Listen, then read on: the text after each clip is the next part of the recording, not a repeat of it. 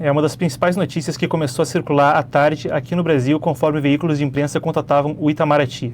O que acontece é que na sexta-feira o Brasil falava a respeito disso já na ONU, sobre a questão de vistos, e a notícia é aquela que vocês vão ver agora na tela. A manchete que está aqui do lado é do Globo, mas aí vai encontrar em qualquer outro veículo. A coisa está se espalhando aí no início da tarde na internet de forma fenomenal para ser uma das notícias mais lidas de internacional do Brasil no momento.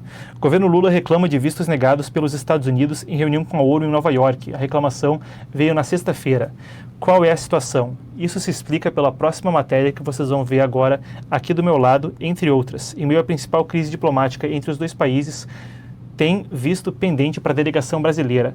O que você está vendo aqui do lado é a declaração do Departamento de Estado que tirava vistos de oficiais ligados ao programa Mais Médicos, acusando o que seria uma conspiração de tráfico humano, uma conspiração de tráfico de trabalho para trazer profissionais de forma questionável de Cuba, via Organização Pan-Americana de Saúde, para trabalhar no Brasil com o dinheiro indo para o regime cubano e com violações de seus direitos humanos e trabalhistas básicos. Entre as pessoas que tiveram seus vistos revogados, se coloca aí Mozart Salles e Alberto Kleiman, esse segundo até um dos organizadores da COP30, mas depois foi confirmado pelo governo brasileiro. Entre aqueles que tiveram os vistos cancelados está o ministro da Saúde, Alexandre Padilha. Enquanto as listas de quem tem o visto cancelado ou não são públicas, o incômodo fica conforme no dia 23 o Brasil deveria abrir os discursos, abrir os trabalhos na Assembleia Geral da ONU. Na próxima terça-feira, não essa, daqui a 8 dias então. Acontece que a delegação não está então com todo mundo pronto para ir para os Estados Unidos. O Brasil tradicionalmente é sempre o primeiro país a falar na reunião de alto nível da Assembleia Geral da ONU, mas em meio à principal crise diplomática entre os dois países, essa agora é a situação. E isso não passa só pelos vistos, claro, de membros do ramo executivo. Conforme em meio à crise diplomática, há também sanções de visto contra um grande número de membros do Poder Judiciário. É estimado que 8 ministros da Suprema Corte tenham seus vistos retidos. Como a gente disse, a lista oficial não é pública, mas essa é a apuração que a gente tem até o momento, com apenas Fux, Nunes Marques e André Mendonça escapando disso aí no STF. Mas a questão aqui é a diplomacia e é o que vem à tona. Nesse contexto, a gente precisa entender o peso que tem essa Assembleia Geral das Nações Unidas. O que o governo Trump trouxe à tona foi uma remodelação de muitas formas da maneira como os países se relacionam uns com os outros e da estrutura de cooperação internacional. E mais, muitas organizações multilaterais que tiveram sim um papel muito importante ao longo das últimas décadas parecem disfuncionais, para dizer o mínimo.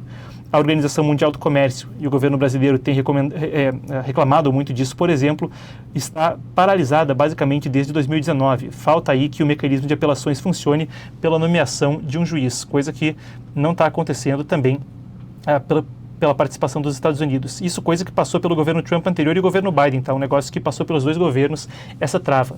Nesse governo agora há também a questão de, conforme os Estados Unidos entende que a Agência Internacional para Desenvolvimento, a USAID, Desenvolvimento Internacional dos Estados Unidos, a USAID, e também outros órgãos da ONU, o NRWA, Unicef, não estariam cumprindo com seus papéis, tem uma diminuição de cooperação e de financiamento. Em cima disso, a gente viu também a saída dos Estados Unidos da Organização Mundial da Saúde. Mas isso é negado pelo governo americano como sendo uma medida isolacionista. O secretário da Saúde, Robert Kennedy Jr., por exemplo, falava sobre como era uma situação não de se distanciar do mundo, mas de encontrar uma outra forma de relacionamento. E, de fato, quando a gente pensa nas pautas americanas desse segundo mandato de Trump, uma reindustrialização do país, uma diminuição, por exemplo, da projeção que a China tem tido em órgãos multilaterais como a ONU, mesmo com as acusações de que a Organização Mundial da Saúde estaria sendo controlada pela China. Foi o que o governo Trump disse no governo passado, né? O que Trump disse na administração passada, e deu isso como justificativa daquela primeira vez para se retirar da OMS. Falou que eram organizações que passavam a ter interesses muito antagônicos aos Estados Unidos e era um ambiente hostil onde a cooperação não estava se tornando tão possível. A gente aguarda para ver o que vai sair daí.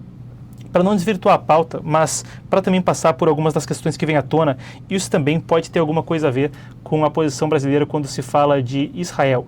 Claro, aí é uma elucubração, mas eu pego isso como um gancho para você que acompanha a política internacional também tenha um contexto sobre isso, porque a coisa é importante para acontecer o que vem à tona nessa Assembleia Geral da ONU, e o Brasil de fato é um dos países que apoiou a alegação da África do Sul de um genocídio em Israel.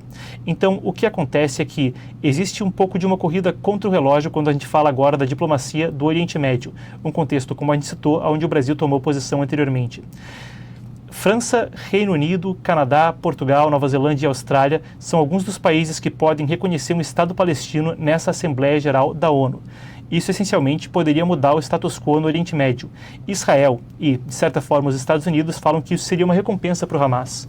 Uma recompensa depois do 7 de outubro, aonde, não tendo conseguido o que gostariam por meios militares, estavam conseguindo por uma guerra não convencional, de comunicação, uma guerra assimétrica. Se a delegação brasileira não encontra agora os seus vistos ou resposta para os seus pedidos de visto, bem, a coisa é até mais gravosa quando a gente fala da Autoridade Palestina, da Organização para a Libertação da Palestina e outras que militam, então, pelo Estado palestino. Isso é uma revogação de vistos anterior, aonde foram revogados os vistos, então, de membros dessas organizações que iriam como observadores para a Assembleia Geral da ONU. E Marco Rubio, o Departamento de Estado, falava explicitamente ali na declaração que isso era também pela questão de uma pressão, uma espécie de guerra assimétrica de comunicação por esse reconhecimento de um Estado palestino. Se a gente falava de uma reestruturação de como o governo americano lida com suas contrapartes no cenário internacional, os vistos têm sido aí a bola da vez como uma ferramenta para isso. E por fim, a gente passa novamente por aquilo que a gente abordou há pouco, quando a gente passava pelo giro de notícias. Lula publica hoje, então, isso no New York Times. Ele fala, isso é o título do artigo de opinião publicado pelo presidente brasileiro. A democracia brasileira a democracia e a soberania brasileiras são não negociáveis.